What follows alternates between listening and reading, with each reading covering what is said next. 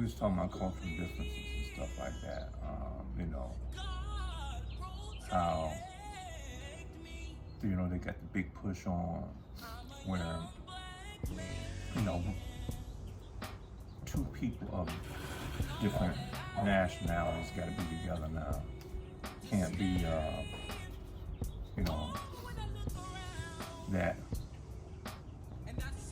black man and a black woman be together. But I was saying like this, a young man was telling me, that, I have a baby with a white woman, and I thought, it was very interesting. And so the question came up, is it your wife? Are you married and stuff like that? Oh no. I wouldn't marry her and stuff like that,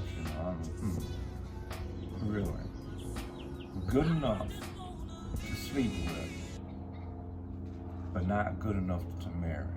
But let me explain something to y'all. Once you go into a woman, that's called marriage, right? See, on your manhood, you have a ring there. And once you give that ring to that woman, y'all just got married.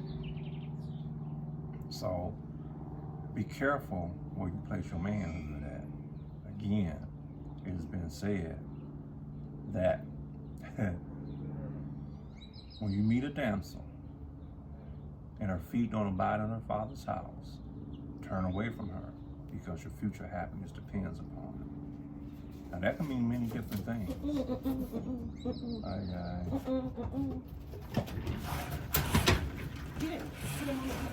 Yeah, come on, buddy. Come on. The neighbors, the neighbor dogs like to come up here. Little puppy, he's a cute little thing, I'm sure a handsome young thing. It's a boy dog. Yeah. But anyways, I'm trying to get back to what we was talking about, that the marriage thing. But on your manhood, there's a ring. And every time you place it with some woman, there becomes a marriage. You know what I'm saying? For instance, Rebecca and Abraham's son, Isaac, when he met her, he took her into his mother's tent, and he knew her, and that became his wife. Didn't have no ceremony. The ceremony was the intercourse with one another. That became the marriage, So young men that are doing this right here, the woman that you lay with is good enough to lay with her, but she's not good enough to marry. You don't know you just married her. See, so sex is about relationship, okay? So, you think it's the woman that's doing the opposite of what you're doing. You see what I'm saying? You'll say that she's not worthy to marry because she didn't lay with this man, and when you don't realize that you're the one that's doing the marrying, you're the one that's putting it in there. Okay? So you have had just as many marriages and just as many bodies as she has. Right? But yet, when it comes to you, it's all of a sudden the Holy Grail. This is what we're supposed to do. Yes, to some degree, that's what we're here to do. We're here to pollinate. But we're not here to pollinate every flower. Just because she's beautiful and scrapping, and just because he's scrapping and he got muscles ripping everywhere, and he got the six-pack and all that stuff like that, you think that that's because you're supposed to label that just because of that right there. No, there's more to it than that right there. There's more to it than just laying up with somebody because they look good. Well, how you know he ain't gonna black your eye, knock your teeth out of your mouth and stuff like that? How you know she ain't gonna scratch you all up and do all kind of things to you? She might knock your teeth out your face too. You know what I'm saying? You never know. So be careful. Be careful who you marry. All right. It ain't about putting a ring on nobody's finger and saying I do's. You know what I'm saying? You can forget that stuff. This is a sexual thing. And you ones are doing all the ringing, my brothers. Whoever you are, you putting all the rings and on all these women. And then you think that you're getting away with something. Nah. It's a responsibility just like it is a responsibility for that woman. She's responsible who she laying with, and you're responsible who you lay with. You know, a lot of y'all do things unconsciously. You know what I'm saying? Because we haven't been taught. Our mothers and fathers before us did better jobs. But somewhere along the way, the generations started slipping. Right? One of the things, I tell you, one of the big slips that we had was Brown versus the Board of Education. Right? That when now we started integrating with all of these other nationalities of people, that became a big downfall for us right there. You know? And then, look, I think there was a movie back in 67, 69, one or two, Guess Who's Coming to Dinner? We lost our ever-loving minds after that. You know what I'm saying? Not that it wasn't happening before. It was happening on a small scale. But listen, for 125 years, really almost 150 years, right? This had been going on with amelanated men and melanated women, right? And you can find proof of this in 25 USC. Now, I won't give all the sections and stuff like that, but you can find it if you're really looking for it.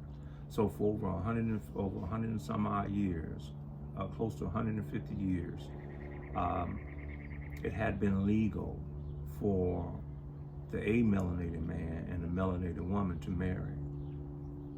You know, now I have some doubts about that also, but it's written that way. And think about this: it wasn't legal for the black man to do that with a white woman until 1967, 1969. And they show you this movie, Loving versus Loving, or something like that, Loving versus Alabama, or something like that. And where they took this to court, and the Supreme Court finally ruled that it's okay for black men to marry white women, right? And so that's where that movie came from, Guess Who's Coming to Dinner. But it's deeper than that. It was a scientific experiment that, see, it was a... It's flying on your head, no? Yeah, it was a scientific experiment that they were actually doing, right? And you have to look up this thing. It's called ROGAM, right? They had perfected a thing called ROGAM, and ROGAM was about blood, about the explosion, or should I say, when a woman is getting ready to give birth and her water breaks, right? When her water breaks, her blood mixes with the child, or the child's father, and sometimes they may see the child as being, or should I say, the seed as being an enemy.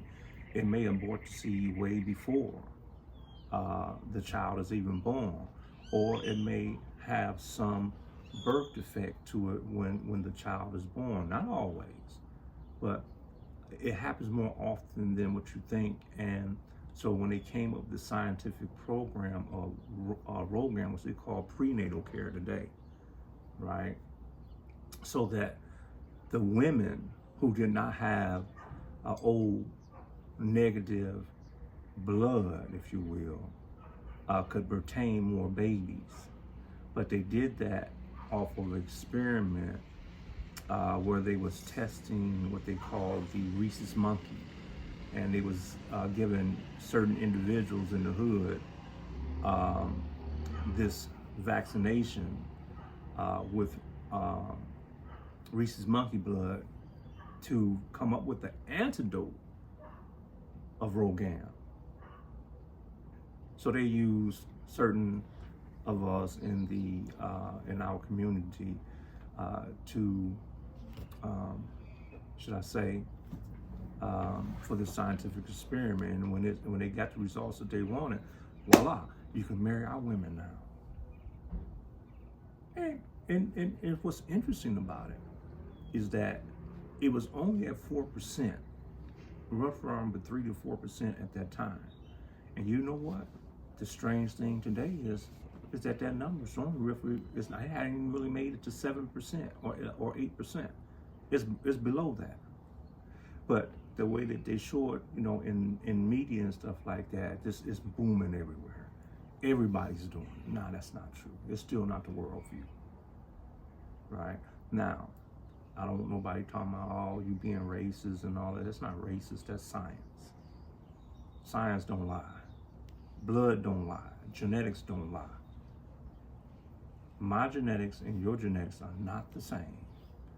You cannot, you know, convince somebody who knows that we're the same. We're not. But I'm not talking about hating anybody because they're different than I am either. What I'm saying is there's a reality that there's a difference between you and me. Even if you look like me, there's still gonna be some differences. You see what I'm saying? Because you might be from a different land, different genetics. You see, all skin folk ain't kinfolk. They not like us.